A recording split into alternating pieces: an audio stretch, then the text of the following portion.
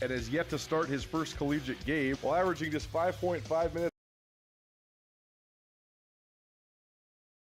Award from the Big Ten this past season. Betts spent 3 seasons all told with the Golden Gophers, including a redshirt year, and scored a total of 50 points over the last 2 seasons. Betts was a starter for all 3 of his high school seasons, eclipsing 1,000 career points at Pueblo Central High School in Pueblo, Colorado. As a junior, he was a first-team All-State selection who led Colorado Class 4A in blocks per game at 2.5 and double-doubles with 20, while averaging 23 points and 12.5 rebounds a game. In other Grizz roster news, sophomore guard Money Williams announced he will return for his junior year. Williams was named the Big Sky's top reserve and a second-team All-Conference honoree this past season. His move from the starting lineup to the bench helped the Grizz offense flourish as Montana went 13-2 after the move to share the Big Sky regular season title, win the Big Sky tournament crown, and make the NCAA tournament for the 3rd time under Travis DeCuire.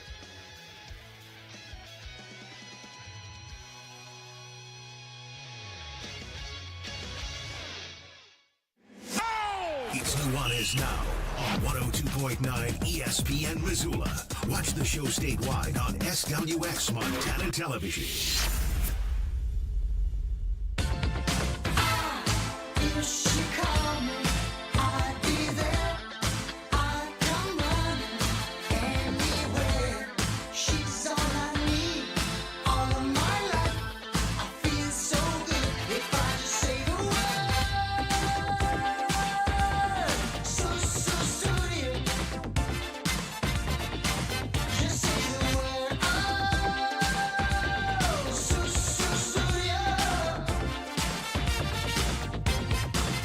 I think that we've probably all been wondering for about 40 years, what does that even mean? What is the word? But that's a sweet song. I don't know why I got on the Phil Collins, Peter Gabriel Genesis kick today, but here we are, feeling very 80s with it. Appreciate you for tuning in, whether you are listening on 102.9 ESPN Radio, watching on SWX Montana Television, streaming on the ESPN MT app, or watching on our brand new YouTube channel. Please go subscribe to that if you haven't already. But thanks so much for joining us. I am Colter Nuanez, coming to you through the revamped ESPN MT studio here at the Missoula Broadcasting Company. It's a Tuesday. That means it's a Tag Tuesday. Taglieri Deli is a delicious and so consistent. Great place to get a sandwich, but also a great place to just shop. If you need a present, you're going to a dinner party, they got such great wine at Tag. You need a little stocking stuffer. You need a little last-minute gift. The pastas, the pasta sauces, the olive oils. I've gotten some great gift packages there at Tag. So text us, 406-888-1029. That's 888-1029. And you'll get entered in to win a $25 gift card to Taglieri Delicatessen, locations on Wyoming Street in the Sawmill District, as well as the corner of Beckwith and Higgins. Every Tuesday here on Nuanez Now, it's Tag Tuesday. So, I've been the purveyor of the doomsday of the Big Sky Conference Men's Basketball League as much as anybody. It's been, as somebody that's loved Big Sky Conference Men's Basketball my whole life, it's been really hard to watch great players that come in to the league, play well in the league, and then depart. It's fun to watch those guys go play really well at a higher league. I mean, I had a great time watching Dalton Connect at Tennessee and Raekwon Battle at West Virginia and even Isaac Jones at Washington State. But it's made the quality of the talent in the Big Sky objectively take a little bit of a dip. That said, I think that the coaches in the league, especially the ones that have been around for a little while, have gotten it locked in a little bit. I actually thought coming into this year, the Big Sky Men's Hoops, when I was filling out my preseason all-league team and my ballots, I was like, geez, this is going to be the worst year of Big Sky Conference basketball ever. And I actually don't know where it falls in my 19 years of covering the conference, but it ended up being, at least by the end, pretty good. I mean, I think that the thing that really skewed my preseason notion was that Eastern Washington and Weber State, two of the most prominent programs in the league, I mean, two of the three prominent programs in the league, along with Montana, they were down. They were two of the worst teams in the league. So that was a little bit of an adjustment to get used to. And you knew Montana State has taken a step back talent-wise since Danny Sprinkle departed. And part of that's no fault of Matt Logie's. I mean, he had one of the most challenging jobs in the country, period, when he took over, because Sprinkle left for Utah State. Logie was the last coach in D1 hired. It was slim pickings at best in the portal, and he had to go portaling all day long because they lost all but 5 guys on their roster. So that's been a little bit of a steep rebuild as well. There's a 3-year span where basically all of the returning players in the Big Sky that could have come back to their school that made first or second team all-conference did not come back. There's only 2 guys that did. Dylan Jones at Weber State and Anand Moody at Montana. Well, now that seems to be changing a little bit. Today, Dylan Darling, who was the Big Sky Conference MVP and a first-team all-conference caliber player at Idaho State, he announced he's coming back to Pocatello. Then Jalen Henderson, who's probably a borderline all-conference player, he was an honorable mention all-conference guy, so just right outside that top 12 that made the first and second team. There isn't a third team anymore. I thought that he could have got on there for Portland State, but Trayvon Minot was the Defensive Player of the Year, and he got the second team all-league spot for Portland State. But Henderson's a good player too. And then you have the couple guys at Montana, Money Williams, who was second team all-conference, Joe Pridgeon, who's first team all-conference, and now as of today, Tajon Sawyer, who was not all-conference but was a good player for the Grizz. They all are coming back. So first of all, there's no real analysis needed here to say that that's good for the conference. It's good to have familiar names in the league that are proven players that have produced at a very high level in the conference, especially for teams that are good. I mean, Montana was the second-place team in the regular season I guess they tied for the league title, so the co-first-place team in the standings. They have their core coming back. Portland State was alone in third by the end of the standings. They have one of their best players coming back, and Idaho State was fourth, and they have one of their best players coming back. So it's objectively good for the league. Andrew, how much have you thought about this, though? Because I was thinking about, like, the why. What's going into all of this? Because all we've heard is, if you have an all-league resume at a mid-major, you can just go shopping yourself around and you can go find yourself a big old fat paycheck at a league that's higher than the one you're in, even if it's not even a high major league, even just sort of a higher mid-major league. We've seen this across the board. And I thought that when Malik Moore from the Grizz entered the portal, that was going to be the first domino of all these dominoes to fall, but it hasn't quite worked out like that. Is the market, so to speak, settling, or what do we think of just these guys coming back? Yeah, that's a good word for it, settling. It's starting to become a little bit more stable, I think, for a couple of reasons. I think part of it is that just these lower tier, these low major schools in the Big Sky Conference are starting to get their NIL operations up and running. Right. It's still a difference, right? But you've talked about it. Joe Pridgeon had some NIL money this year at right, Montana. Right.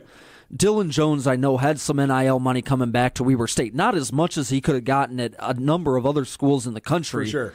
But it's just like you think about it, these SEC schools or these higher major schools, as soon as the NIL rules change, them to get it going.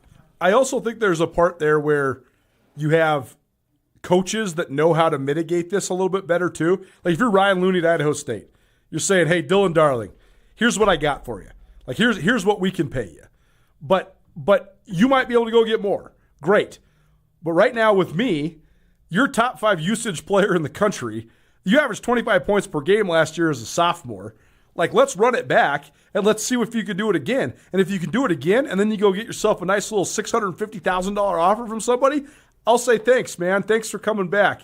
But for here and now, stay here with me. Like, let's see what we can do. And I also think they have a little bit of evidence, too, like, hey, look at this guy who did this in the Big Sky and then went here. The problem is some of the evidence is, look at Dalton Connect. Dalton Connect was a top 20 pick. Yeah, made himself into almost a lottery pick, and so that's a bad example. Even a Raekwon Battle, he made it to the G League and was, an 18-point per game scorer at West Virginia. But there's also certainly probably horror stories of guys that moved up. I mean, Steele Ventures played a lick at Gonzaga. Well, he got hurt. He got hurt, certainly. But there's certainly some stories of guys that haven't had massive success as well, so I think the coaches can use that to their advantage too. Well, I think on the other side, I think the Dylan Jones story staying and then still getting drafted is a big data point for the league, and I also think sort of hand in hand with my first point, right? It took these coaches a little bit of time to figure out how to make those arguments. What they needed to do to sort of re-recruit their guys. There's no subtlety, there's no like skill involved in saying we're going to give you $500,000 to come play for us. Right. The SEC coaches, they don't have to worry about that. Totally. They just walk into these guys with a figurative gigantic check. Totally. The Big Sky guys, they got to figure out what arguments works for my guys in particular. What makes this guy tick that I can say to him to make him want to stay. And I'm not surprised that there were a lot of years where they just weren't able to get to the point where they were able to compete with that $500,000 check, and with the 6-figure check. No doubt. And I also think that if you're Travis DeCuire, specifically, Coach DeCuire, I think that his pitch is like, hey, I'm going to support you in your life too, right? Like Joe Pridgeon has a family. Coach DeCuire has been totally accommodating of that. Help them out, get a walk-on spot, but then make it work with the grants and the NIL money and the scholarships. Money Williams, terrible tragedy, loses both his parents. But the coaches took him in, and they took care of him. And I think that it's actually things that are more than just money are resonating with people again, which I think is a great thing for college basketball. Yeah, that's why I come back to it. The first word that you used to describe this, just the settling of the waters a little bit, is so important. And I think that's so true because when NIL first hits, people are so eager to embrace this as the be-all, end-all, and just to put dollar signs on everything. And now we've had a couple, we've had 5 years of this now, 4 or 5 years. People, it's starting to settle down, and all of a sudden that's not the first thought in people's minds anymore. It's not the only thought in people's minds anymore for both players and coaches. I think that's good to see. Now, devil's advocate would say that the Montana thing is an outlier this season for the reasons that you just described, right? Because Money Williams had a unique situation that probably helped bring him back to Montana. And Joe Pridgeon, frankly, has a unique situation as well that might have helped him bring him back to Montana as well. And we might see the complete opposite next offseason. But I think that we're both kind of onto something here. I think that this trend, the settling, is going to at least continue. Nuanez Now, ESPN Radio, the news of the day, the Big Sky Conference. Dylan Darling, the MVP of the league at Idaho State, coming back to ISU. Jalen Henderson, an all-conference pick at Portland State, coming back to the Vikings. Tajon Sawyer, one of the most important players for the Grizz men's basketball team, joins Money Williams and Joe Pridgeon as guys that have announced that they are also coming back to Grizz basketball. Good for the Big Sky Conference. Nuanez Now, ESPN Radio will take you home on the other side. Don't change that dial. Keep it right here. It's 102.9 ESPN Missoula.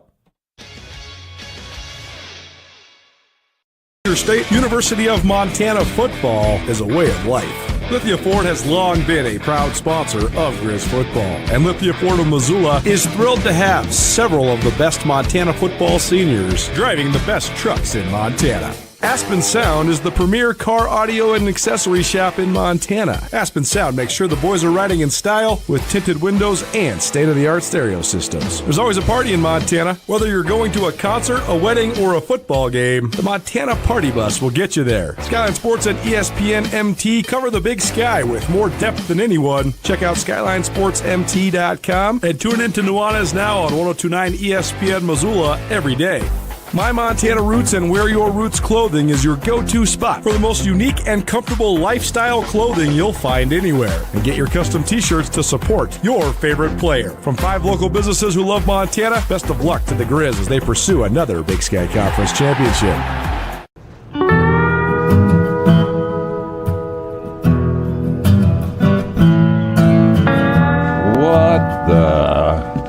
What are you drinking?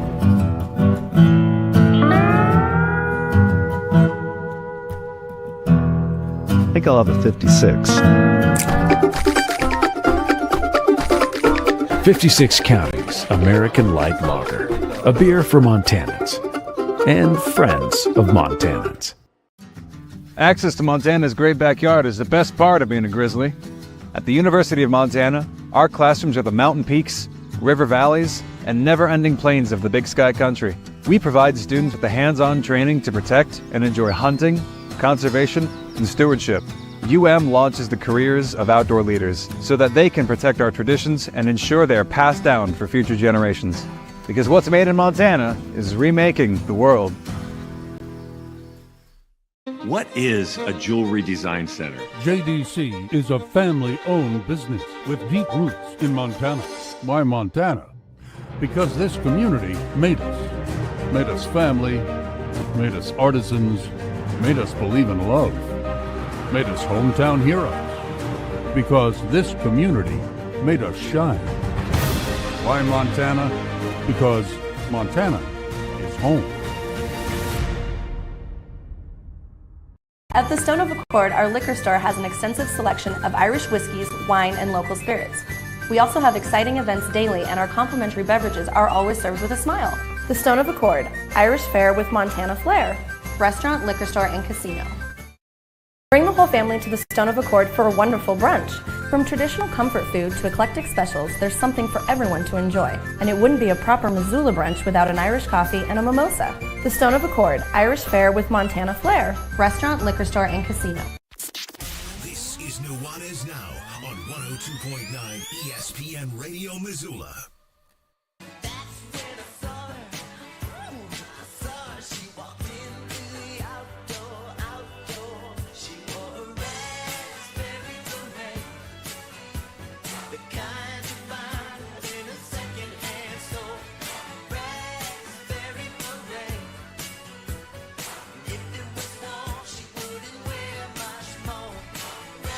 Feeling in the 80s pop kind of mood today. I don't know what happened. You want to know what happened? I drove by Big Sky and I saw the poor kid standing out in the rain at the track meet. And I thought to myself, this builds character. This is miserable within the moment, and when you're an old guy like me, you'll sit back and laugh and think about it. I remember playing baseball like early March in Montana, and you literally have your ski gloves in the dugout when your team was hitting, so you could get some warmth in your hands before you go up there, and then you put your batting gloves on.